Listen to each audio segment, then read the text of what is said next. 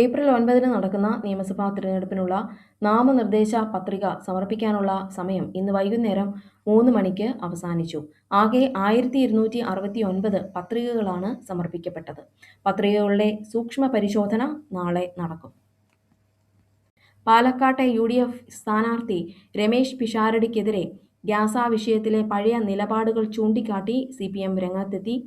പിഷാരടി ഇതുവരെ ഏതെങ്കിലും ജനകീയ വിഷയങ്ങളിൽ നേരിട്ട് ഇടപെടുകയോ ജനങ്ങൾക്കിടയിൽ പ്രവർത്തിക്കുകയോ ചെയ്തിട്ടില്ലെന്ന് മാരാർ പരിഹസിച്ചു.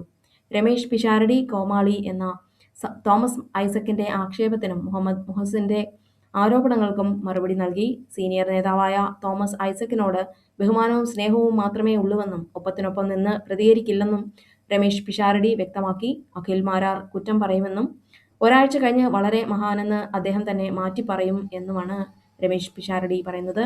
കോൺഗ്രസ് ഭരിച്ച ഇന്ത്യയിൽ എല്ലാവർക്കും അഭിപ്രായ സ്വാതന്ത്ര്യമുണ്ടെന്നും രമേശ് പിഷാരടി പറഞ്ഞു. കൊമേഴ്ഷ്യൽ LPG വിഹിതം കേന്ദ്രം 20% വർദ്ധിപ്പിച്ചെങ്കിലും കേരളത്തിൽ ഹോട്ടൽ മേഖലയിൽ പ്രതിസന്ധി തുടരുകയാണ്. ഇത് പരിഹരിക്കാൻ അടിയന്തര ആവശ്യങ്ങൾക്കായി SOS സിസ്റ്റം വഴി ഗ്യാസ് ലഭ്യമാക്കാൻ സർക്കാർ പോർട്ടൽ ആരംഭിച്ചു.